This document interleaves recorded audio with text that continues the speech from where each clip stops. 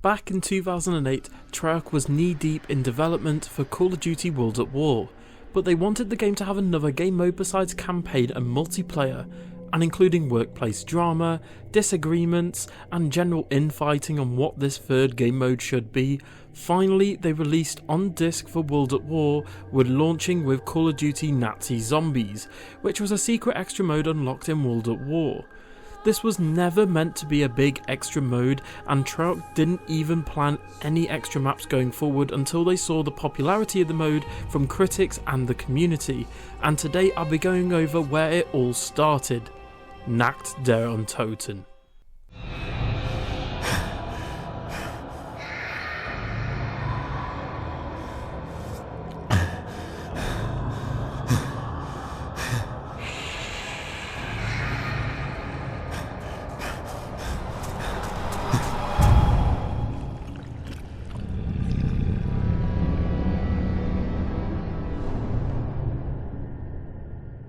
Nacht Der Untoten, also known as Night of the Dead, which is a play on Night of the Living Dead, which is a movie directed by the one and only George Romero, was the on-disc map for Call of Duty World at War, and being the first ever map, as it's essentially as bare bones as you can get.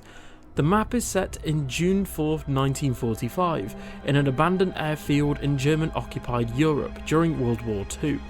Nacht Der Untoten is very simple and can be used as a great introductory map for zombies newcomers to basically teach them what the game mode is and how to play it. The map contains 4 rooms: a starting room, the room containing the mystery box, upstairs with the weapons cabinet, and the open-aired room with grenades on the wall that hosts a great camping strat. Now, although in Call of Duty World at War the map was extremely bare bones and simple, Treyarch later added different features depending on which game it was added to, because you see, Nacht Der Untoten was remade for several Treyarch titles. Nacht started out in Call of Duty World at War, but has also appeared in Black Ops 1 as a pre-order bonus in the collector's editions or the Resurrection map pack. It was also in the Cornfield in Transit in Black Ops 2, but only includes the starting area, as all the other areas are basically covered in rubble and sheltered off to the player. In Zombie Chronicles in Black Ops 3, as well as Revelations serving as a central hub area. We also have iOS Zombies, and it's also a part of the map Die Maschine in Black Ops Cold War, serving as a bigger, more opened up area of the map. And finally, the classic version of Nacht Der Untoten also appeared in Cold War as an arcade machine within the map Forsaken, which reuses the classic version from Black Ops 3. The World at War version only included the mystery box, wall weapons, grenades, and the weapons cabinet, but the Black Ops 1 version also added Mule Kick in the starting room, the Thunder Gun available from the mystery box, as well as monkey bombs. Black Ops 2 included just the starting room of Nacht Der Untoten, but also housed an important part needed for the jet gun. Black Ops 3 added the Wunderfizz, the Ray Gun Mark II from the mystery box, as well as Dr. Monty's Gobblegums, which could then allow players to get all perks via Perkaholic, as well as pack-a-punching weapons on the map, which was previously impossible in Black Ops 1 and World at War without mods. Nacht being the first ever map doesn't include a lot of story, but there is some background information here. In World at War we play as 4 mute marines in an airfield. An Allied plane crashes over the airfield, and a German army truck transporting the undead experiments as well as Element 115 between different Group 935 facilities are struck in a crash. The marines surviving the crash hold out against the undead as long as they can, but are ultimately defeated. Now, there were no main quest Easter eggs on any versions of Nacht Der Untoten, as they were yet to be invented by Treyarch, but it did start the trend off with little side minor Easter eggs within each version. The obvious first one being the musical radio, which in World at War plays campaign level tracks. Black Ops 1 it plays the song Undone by Kevin Sherwood, as well as Dead Ops arcade music. In Black Ops 3 it plays nearly the entire Call of Duty Zombies soundtrack, which includes soundtracks from all the way from World at War to Revelations, which can also be unlocked in Black Ops 3 by shooting all 28 red explosive barrels.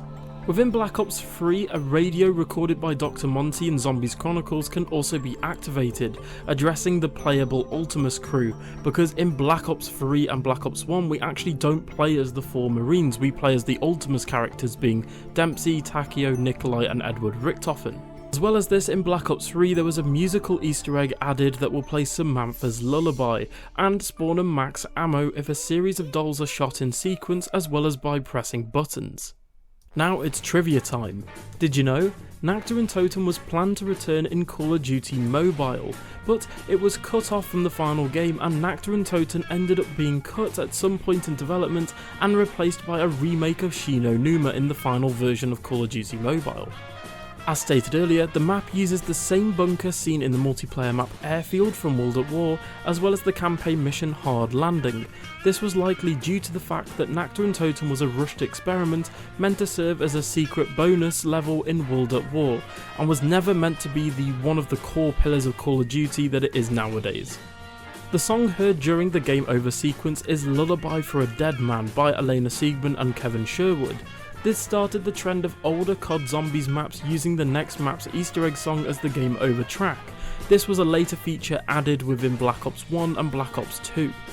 And finally, not only was Nacht Der Untoten the first ever map to include an intro cutscene, but the title of the intro cutscene was actually changed from Nazi Zombies to Call of Duty Zombies in Black Ops 3.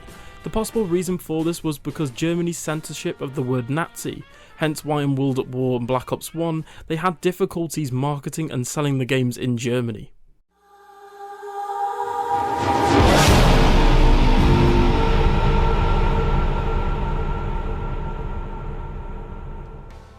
So, in conclusion, Nacht Der Untoten is where zombies all began.